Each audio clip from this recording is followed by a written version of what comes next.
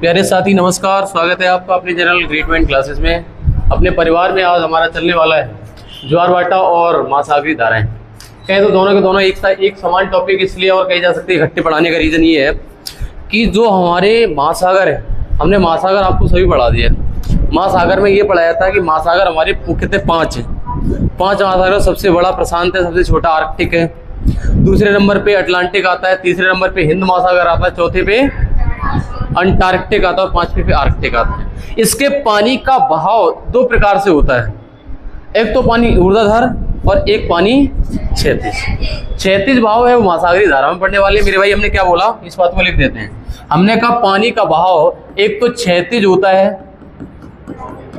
और एक होता है मेरे भाई ऊर्ध्वाधर। मैंने कहा जो क्षैतिज भाव होता है उसमें महासागरी धाराएं पढ़ाई जाती हैं। महासागरी धाराएं एक तरफ चली क्षैतिज, और ऊर्ध्वाधर होता है उसमें ज्वार भाटा पढ़ाया जाता है। ज्वार भाटा में पानी ऊपर की तरफ उठता है। क्या समझे मेरी बात? जो पानी है ना वो किसी की वजह से होता है, जो पानी ऊपर की तरफ उठता है ऊर्ध्वाधर, वो रीजन क्या हम बताने वाले हैं। मैंने कहा पानी 2 प्रकार से चलता है महासागरों का, एक तो क्षैतिज और एक ऊर्ध्वाधर। जो ऊपर की तरफ पानी उठता है उसको ज्वार भाटा कहते हैं, जो सीधा सीधा क्षैतिज चलता है उसको महासागरी धाराएं कहते हैं। आज आपको जो पढ़ाएंगे हम टॉपिक उसका नाम होगा ज्वार भाटा, और इसकी पीडीएफ आपको इसी के टेलीग्राम चैनल पे पड़ी हुई है। मेरी भाई डाउनलोड कर लेना वहां से। और आइए अब पढ़ते हैं बिना देरी के।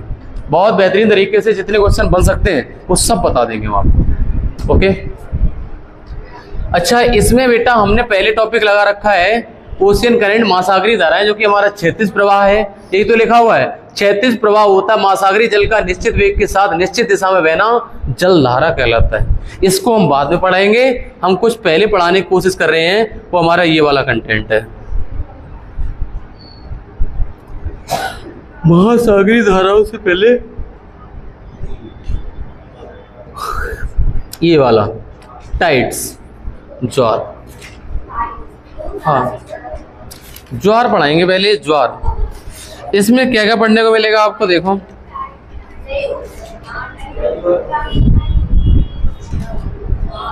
ठीक है, अच्छा मैं अगर आपसे ये कहें कि पानी का प्रवाह ऊर्ध्वाधर होने के कारण ज्वार भाटा आते हैं। ज्वार भाटा जो नाम दिया, पानी ऊपर की तरफ उठता है। पानी ऊपर की तरफ उठने का रीजन क्या है? देखो मैंने ये कहा कि जो ज्वार होता है वो महासागरी जल का ऊपर उठना ही ज्वार कहलाता है। पहली बात तो ये जो आपने ज्वार भाटा सुना है ना, वो क्या रीजन होता है वो आगे बताने वाले बेटा।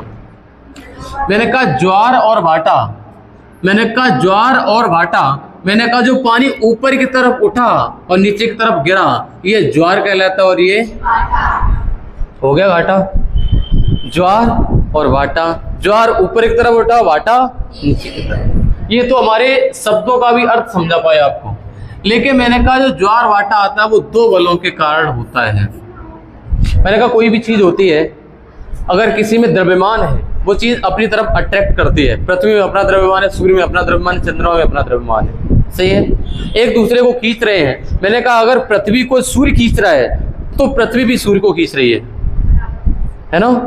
मैंने कहा अगर चंद्रमा पृथ्वी को खींच रहा है तो पृथ्वी चंद्रमा को खींच रही है।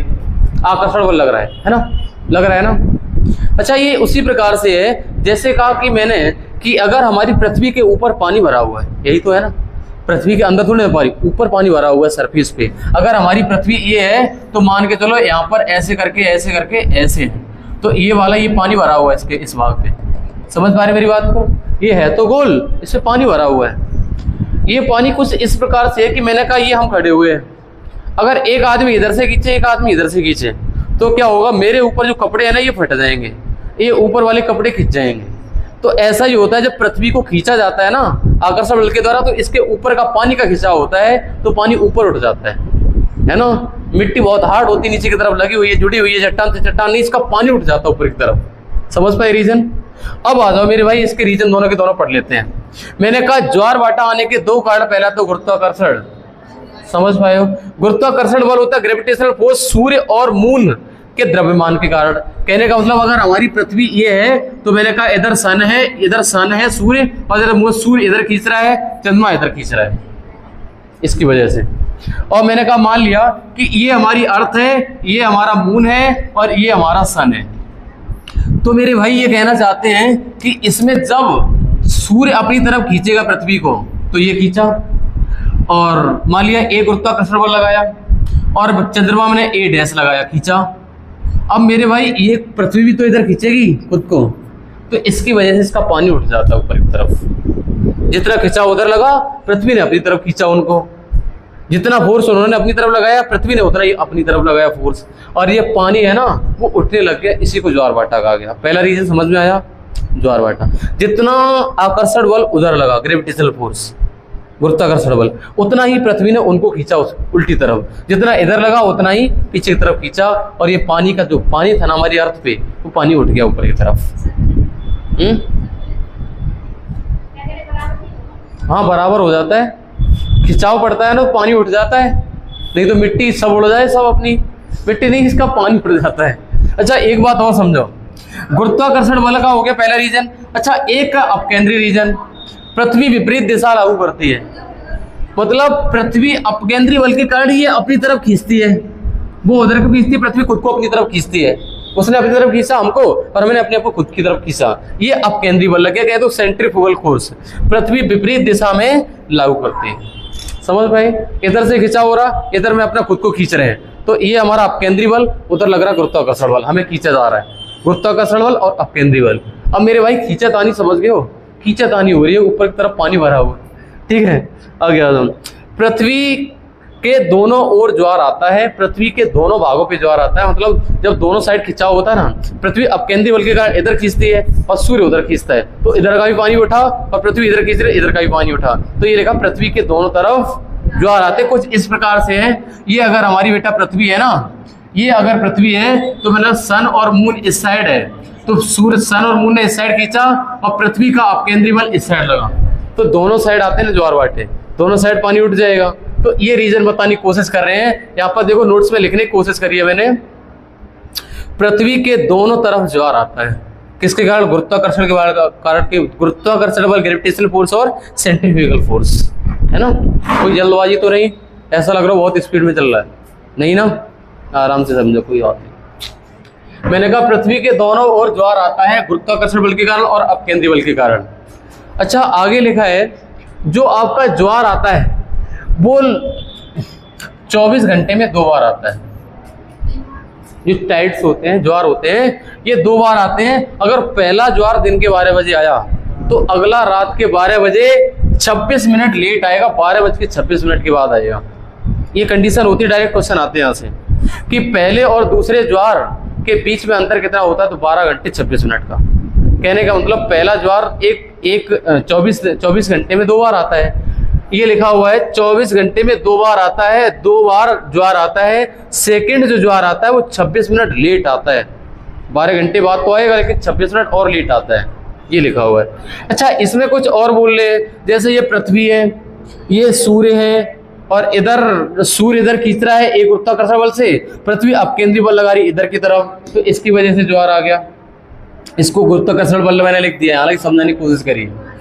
सबसे ऊंचा ज्वार कहाँ पे आता है? बोले कोई जगह तो होगी जहां पर पानी ज्यादा उठ जाता होगा ऊपर की तरफ, वो कौन सी जगह है?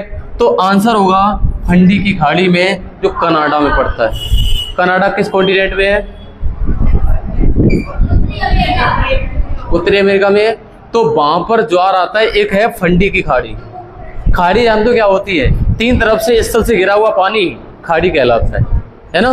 मैंने कहा उस खाड़ी में ज्वार बहुत ऊंचा उठता है, तो ये लिखा हुआ है सबसे ऊंचा ज्वार फंडी की खाड़ी में आता है। स्टैटिक क्वेश्चन हो गया एक, समझ में आ रहा मोहिनी? आगे देखो, अब पूछ रहा है कि भारत में बताओ कहां पर ज्वार सबसे ज्यादा ऊंचा आता है, तो होगा ओखा तट। कहां पे? यहाँ पर यार पानी काफी उठता है, भारत का सबसे ज्यादा पानी उठता है तो कहां पे? ओखा तट। और पूरे विश्व का सबसे ज्यादा पानी तेज उठता है ऊपर की तरफ, सबसे ऊंचा ज्वार आता है वो फंडी की खाड़ी। शायद मेरे सभी बच्चे समझ पा रहे होंगे इस बात को। अगर सब बच्चे समझ पा रहे मेरे भाई, तो मेरे भाई ऐसे समझो, ये है आपकी अर्थ मींस पृथ्वी। पृथ्वी के इधर लग रहा गुरुत्वाकर्षण बल, इधर लग रहा सेंट्रीफ्यूगल फोर्स, कहे तो अपकेंद्री बल। खिंचाव हो रहा है पृथ्वी का, खींचातानी हो रही है पृथ्वी की, तो पानी है ना ऊपर उठ रहा है लगातार। ये ज्वार भाटा एक दिन में कितनी बार आता है? जो सेकंड ज्वार आता है वो कितने मिनट लेट आता है? 26 मिनट लेट। हमें कोई बता सकता है महासागरों का एवरेज टेम्परेचर कितना डिग्री सेल्सियस होता है? महासागरों का, महासागरों का औसत तापमान कितना होता है? बताया था एक बार, 27 डिग्री सेल्सियस बताया था क्या? ऐसा ही कुछ बताया था। चक्रवात का बताया था। अच्छा, एक बार कहीं बताया तो है मैंने, शायद 15-16 के पास पहुंच होगा, शायद हमें याद नहीं आ रहा, क्वेश्चन आ गया दिमाग में, पूछ लिया। एक बार सर्च कर लेना गूगल पे, कितना होता है औसत तापमान। हाँ, महासागरों की लवणता तो बताइए 33 कुछ पार्ट पर 1000 33 होती है लवणता, महासागरों की एवरेज बता रहे हैं। एक बार देखना कि एवरेज टेम्परेचर महासागरों का कितना होता है, कितना? 3.5। Okay okay okay. अच्छा, ज्वार दो प्रकार के होते हैं।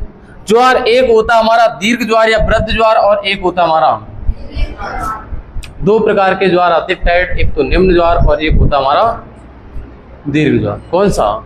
एक बोला जाता है हाई टाइड और एक बोला जाता है क्या? Low tide. दो प्रकार के टाइड होते हैं। और ज्वार भाटा से जितने क्वेश्चन बनेंगे ना, तुम एनटीपीसी वगैरह के मॉक टेस्ट देना, रेलवे के देना, वहां से क्वेश्चन बनते हुए नजर आएंगे। इसके आपको आराम से क्वेश्चन हो रहे होंगे। उसमें ही पूछता कौन सा फोर्स लगता है, किसके कारण होता है ज्वार भाटा, और जो निम्न ज्वार और वृद्ध ज्वार, इससे भी क्वेश्चन आया हुआ है। इन दोनों से क्वेश्चन पीसीएस में आया था अभी लास्ट टाइम, हमने खुद देखा था क्वेश्चन। हालांकि एक क्वेश्चन से पीसीएस नहीं निकलता, लेकिन एक क्वेश्चन था वहां पे, लेकिन इस वाले से हो रहा था। देखो, मैंने कहा ज्वार दो प्रकार के होते हैं, एक दीर्घ ज्वार और एक निम्न ज्वार।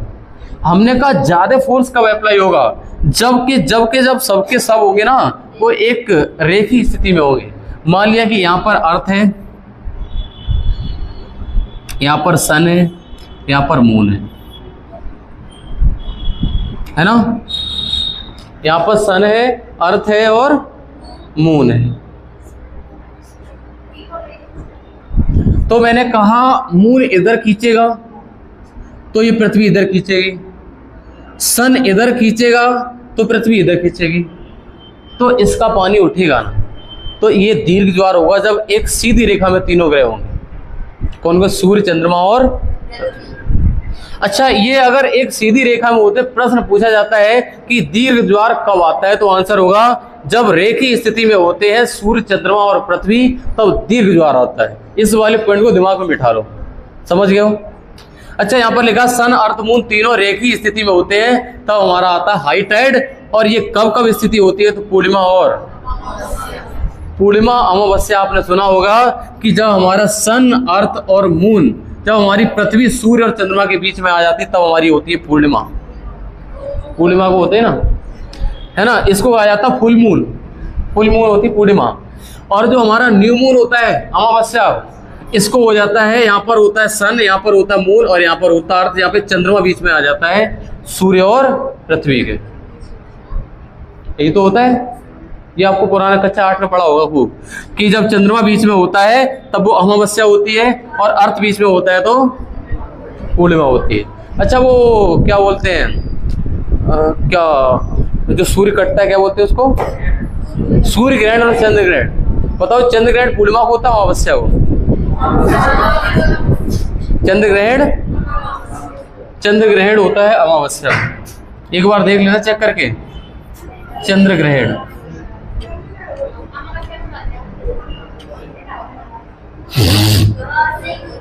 ये सूर्य ग्रहण होगा शायद, देखना। सूर्य ग्रहण इसलिए होगा क्योंकि हमें बीच में चंद्रमा आने की वजह से सूर्य दिखाई नहीं देता है ना? ये हमारा अमावस्या को सूर्य ग्रहण और पूर्णिमा को होता है। अब तुम गूगल सर्च कर लेना एक बार, सही है। हालांकि स्थिति ये बन रही है, हमारा चंद्रग्रहण सूर्य ग्रहण टॉपिक नहीं था यहाँ पर। हम आपको समझाना ये चाहते हैं, जब चंद्रमा, पृथ्वी, सूर्य एक सीधी रेखा में आ जाते हैं तो वहां पे दीर्घ ज्वार आता है। कौन सा ज्वार? अच्छा, अब मैं बात करेंगे लो टाइड की, कहे तो निम्न ज्वार की। ये जितने क्वेश्चन बनने थे वो सब बता दिए मैंने। हाँ, सूर्यग्रहण चंद्रग्रहण एक्स्ट्रा पढ़ गए हम लोग, उल्टा हो गया। अमावस्या को क्या होता है? देख लो एक बार सही से।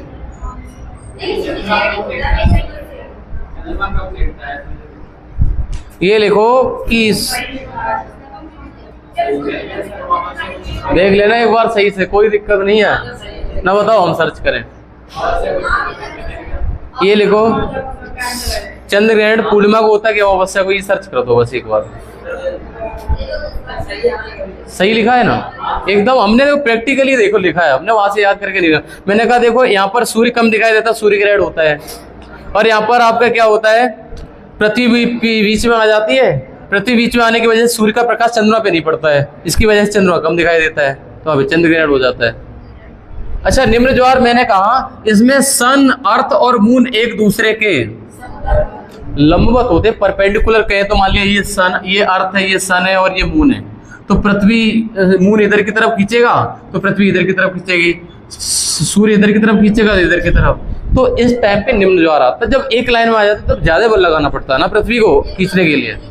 हाँ, तो ये वाला मैंने ये कहना चाहते हैं, जो निम्न ज्वार आता है जब ये एक दूसरे के परपेंडिकुलर होते हैं, और ये वाला स्टेटमेंट पीसीएस की परीक्षा में पूछा गया था कि बताओ निम्न ज्वार कब आता है, जब सूर्य, चंद्रमा, पृथ्वी कैसी स्थिति में होते, लंबवत, और रेखीय स्थिति में होते तब क्या आता है ना, ध्यान रख लोगे क्या इस बात को। अच्छा एक बात और ध्यान रखना, जो निम्न ज्वार आता है वो कृष्ण पक्ष और शुक्ल पक्ष, जो होता है डार्क फोर्टनाइट और ब्राइट फोर्टनाइट, जो शुक्ल पक्ष उजियारा पाक और कृष्ण पक्ष नहीं, ऐसा ही होता है, कृष्ण पक्ष अंधियारो पाक और शुक्ल पक्ष उजियारो पाक। शुक्ल का मतलब होता है उजियारो पाक, चंद्रमा निकलता है उस टाइम पे, है ना। और बेटा जब निम्न ज्वार आता है वो पूर्णिमा अमावस्या को नहीं आएगा, या तो 7 को या तो 7वें दिन या 8वें दिन, ये 7वें और 8वें दिन आता है, ये हमारा कौन सा होता है, निम्न ज्वार। ये अपने गांव की भाषा में कहते हैं 7 है और 8 है। और जब पूर्णमासी और अमावस्या, बात समझ में आ गई है ना। विशेष पॉइंट क्या याद रखना है, देखो जो हमारा दीर्घ ज्वार है जब एक सीधी रेखा में होते हैं, सूर्य, चंद्रमा, पृथ्वी तब आते हैं, पूर्णिमा और अमावस्या के दिन आते हैं, और निम्न ज्वार जब ये लंबवत होते हैं, सूर्य, चंद्रमा और पृथ्वी तब आते हैं, और ये शुक्ल पक्ष और कृष्ण पक्ष की 7वें और 8वें दिन आते हैं। इतना आपको याद रखना है। और ज्वार भाटा आता क्यों है, ये गुरुत्वाकर्षण बल और अपकेंद्री बल के कारण आते हैं, ये खिंचाव होता पृथ्वी का, कहे तो सीधी भाषा में। क्या आज ज्वार भाटा आपको समझ में आया? समझ में आ गया तो इसके क्वेश्चन लिखें आप। ज्वार भाटा कंप्लीट हो गया, एक ही पेज, बहुत शॉर्ट कंटेंट है ये वाला। ओके, थैंक यू, अगले टॉपिक के साथ मिलते हैं।